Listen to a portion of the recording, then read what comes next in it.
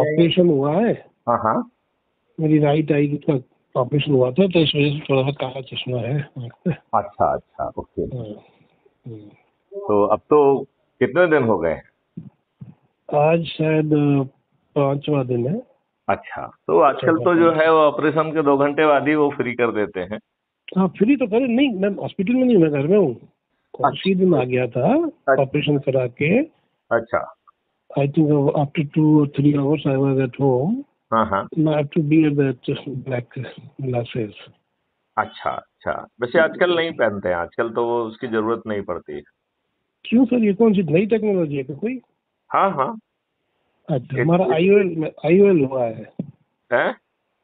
IOL होता है ना। कैटरेक्ट का हुआ है ना, जिसमें आपने लेंस लगा, इंट्रालेक्युटरी लेंस लगाया होगा उसमें। हाँ, इंट्राऑक्यूलर लेंस। हाँ, या उसमें तो वो आजकल तो बहुत एडवांस लेजर से होने लग गया है, बहुत ही एडवांस हो गया वो तो। अच्छा अच्छा, चलो एनीवे, मुझको एडवाइस किया था तो आई एम पुटिंग ऑन। हाँ, थोड़ा सा प्रिकॉशन लेने में कोई दिक्कत नहीं है। एकदम ब्राइट लाइट है, सन को नहीं, प्रोटेक्शन लेने से ज्यादा सनलाइट ना आए, ज्यादा वो ना आए तो ठीक ही रहे, उसमें कोई बस थोड़ा सा वही। नुकसान तो होना नहीं है, फायदा ही है। चलिए चलिए, अच्छी बात है। हाँ, आप चलिए। तो सुनाइए, आप कैसे हैं? मैं बिल्कुल बढ़िया हूँ, बस मैं फीडबैक ले रहा था कि आपने ऑर्गेनाइजेशनल सेटअप के लिए कुछ स्टार्ट कर दिया है क्या? मैंने बात की है, करीब 6 लोगों से बात की थी। ओके। और आपको शायद कॉल आया है या नहीं, पता नहीं, मुझे नहीं मालूम। नहीं, मुझे कॉल नहीं आया, मुझे कॉल एक नहीं आया। बेंगलोर से mister Shankar Bhattacharya will call you. Okay. एक Bharadwaj from Ambala will call you. Okay. एक सज्जन है मथुरा से, और एक झांसी से हैं। प्रोमिनेंट ये लोग हैं जो आपसे बात करेंगे। तो उनके नाम नंबर मुझे भेजेंगे तो मैं सेव कर लूंगा, तो उनका कहीं मिस कॉल मतलब ना अनअटेंडेड में ना चला जाए कहीं। हाँ, मैं करता हूँ, चेक करता हूँ। देखो, उससे क्या रहेगा कि यदि मानो उनको कॉल आया, क्योंकि मैं तो बहुत बिजी रहता हूँ ना कहीं बातचीत चलती रहती है कहीं ना कहीं, क्योंकि मैं तो 24 घंटे इसी काम में व्यस्त रहता हूँ, ठीक है ना? ठीक सर, मैं आपको ये जो 5-6 नंबर है ना मेरे पास, वो पहले भेज देता हूँ अभी। है, ठीक है। इन अबाउट 10-15 इनको ऐप से जोड़ लिया क्या अपन ने? नहीं, अभी नहीं जोड़ा सर, मैंने उनको ज्यादा नरेट नहीं किया, क्योंकि they are very close people to me. Okay. तो जितना ज्यादा क्लोज होता है ना आदमी, उतना ज्यादा क्वेरीज भी करता है ना? हाँ हाँ। तो let them get convinced by you and seeing those videos. Okay, क्योंकि मैं तो ये चाहता हूँ कि फिर फुल एनर्जी के साथ लगा जाए और इन राजनेताओं से इस नए अभियान के तहत इनको मतदान के पहले हराने की जो अपनी स्ट्रेटेजी है उसे जमीन पे उतारा जाए। बहुत अच्छी सोच है सर। टाइम बहुत कम है मेरे ख्याल से अपने पास, जब नवंबर। टाइम बिल्कुल कम है, क्योंकि प्रॉब्लम ये है ना कि हम लोग जो श्रृंखला को खंडित ना होने देने वाला काम जो है वो थोड़ा ढीला करते हैं।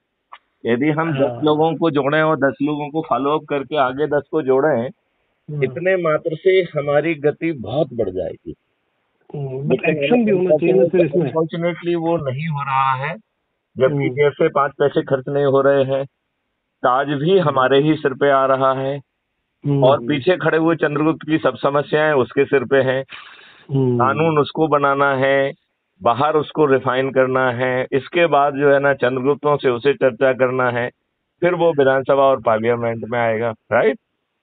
तो देखा जाए तो इसमें खर्चा नहीं है, अपने लोगों के साथ बैठना है, चाय पीना है, उनको जो है आगे चेन को कंटिन्यू करने के लिए कहना है और उसे फॉलो अप करना है। बस इतने मात्र से चमत्कार हो जाएगा। यदि 80% मतदाता अपनी छत पर चढ़ के थाली बजाकर दीपक जला के यदि ये कह देते हैं कि ये हमारा चंद्रगुप्त है, मैं इसे विजयी बनाऊंगा, तो जब चूंकि आप थाली भी बजा रहे हैं और दीपक जला रहे हैं और ये अनाउंसमेंट कर रहे हैं, तो निश्चित तौर पे आपके पड़ोसियों का ध्यान आकर्षित होगा।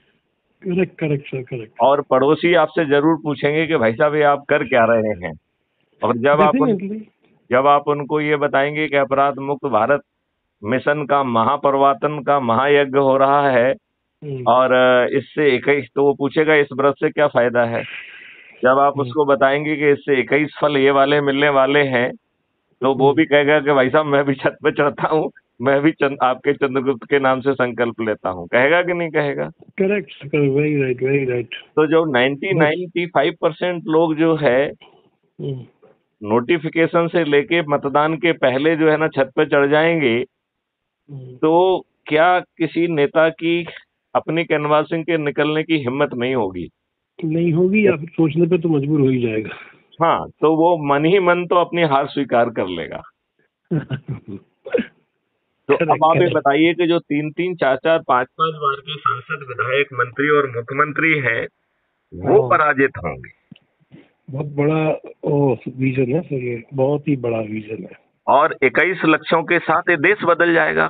इस देश के साथ तो बदमाशी बदमाशी बदमाशी, इसके अलावा कोई तीसरी चीज हुई नहीं है। हमेशा यही बात है। हाँ, कांग्रेस महादुष्ट थी, उसने बदमाशी बदमाशी की।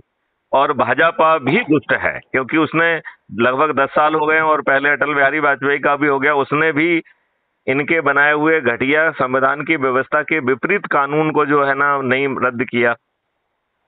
और इन्होंने जो संविधान का दिशा निर्देश है, directive principle of state policy, उस दिशा निर्देश का उल्लंघन करके नियम कानून बनाए, उसको भी भंग नहीं किया। तो ये सब जो है एक ही थाली के चट्टे बट्टे हैं ये। अब आप ये बताइए, अभी जो ये कह रहे हैं सब, यदि हिंदुस्तान में रहना है तो अल्लाह अकबर वो अल्लाह कहना होगा, ये आपको नहीं लगता है कि ये भाजपा ही कराई रही होगी, जिससे कि लोगों में डर पैदा हो जाए और उन्हें वोट मिल जाए?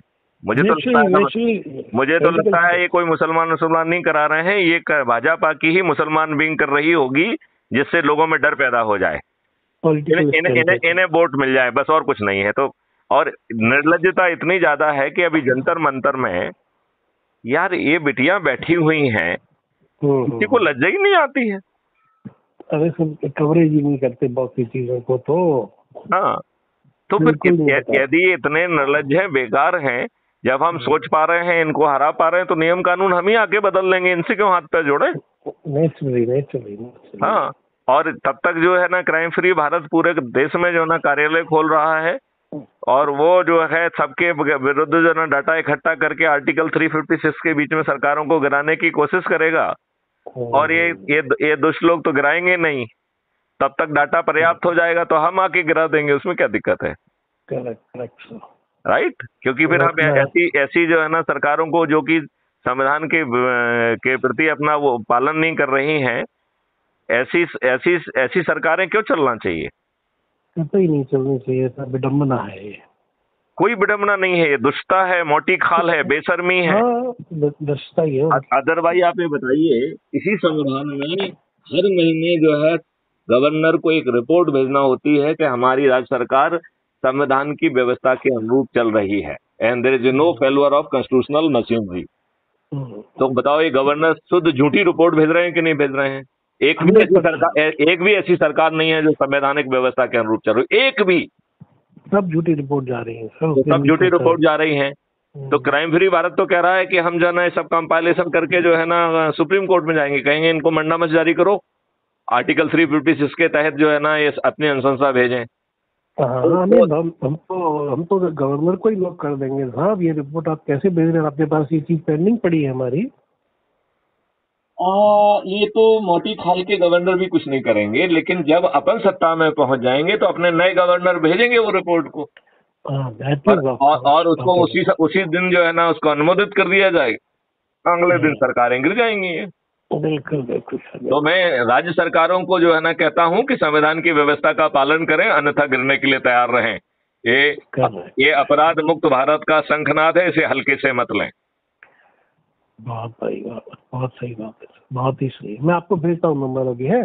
ठीक है, ठीक है। मेरा वो चश्मा थोड़ा सा, चलिए आप आराम से, कोई ऐसा जल्दबाजी नहीं है, लेकिन आप उनको ठीक ढंग से इसके बाद ब्रीफ करिए।